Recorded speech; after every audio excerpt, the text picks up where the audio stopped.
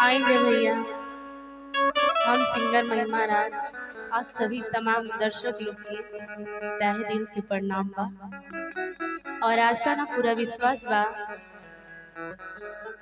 एक गाना आप लोग के बीच में भेज रहल बानी, रउआ लोग के जरूर पसंद आई। एगो पत्नी अपना पति से कहताड़ी कैसे होता दोहरा दे हमें और अब न सहाय जी,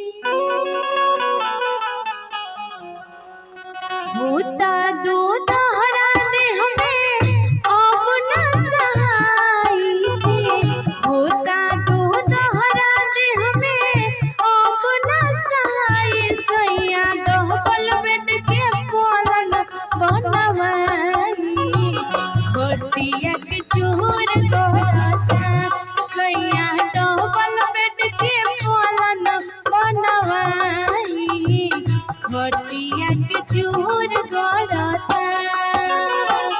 होता दोहरा दे हमें अब न सहाय जी, होता दोहरा दे हमें अब न सहाय।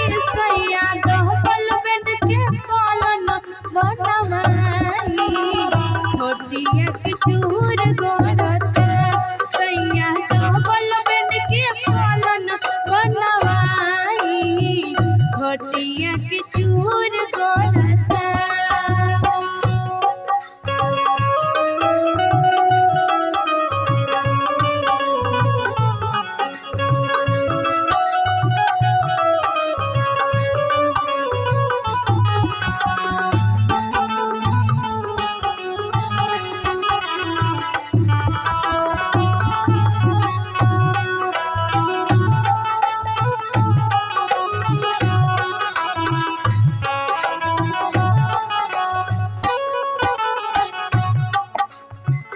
नहीं दादा पूछो तनी सोमना उड़ खेला,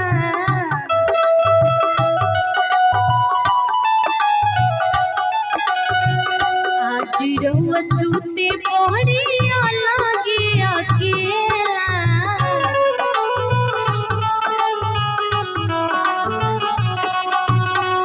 नहीं दादा पूछो तनी सोमना उड़ खेला, रउआ सूते पड़ी अलगे अकेला। जोनी भूली आई हमके जोनी फुसलाई जी, जोनी भूली आई हमके जोनी फुसलाई। हमरा बतिया के नहावा में उड़ाई आज बड़ी मन करता, सैया डबल बेड के पलंग बनवाई खटिया के चोर गोराता।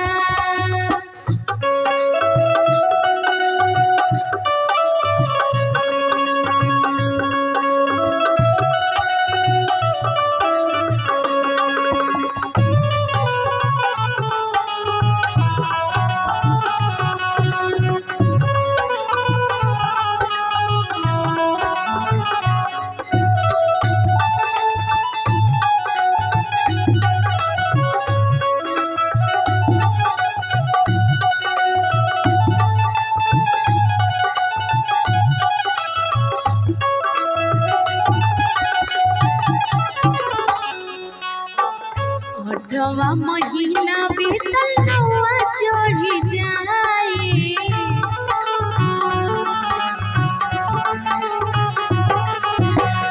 बबुआ के अबते परिवार बढ़ी जाई।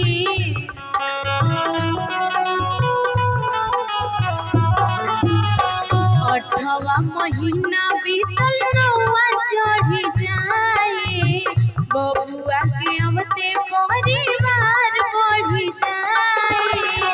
बबुआ तो आई बाकी पलंग किनाई जी, बबुआ तो आई बाकी पलंग किनाई जाई। जल्दी कोनो बढ़ई के बोलाई आज बड़ी मन करता, सैया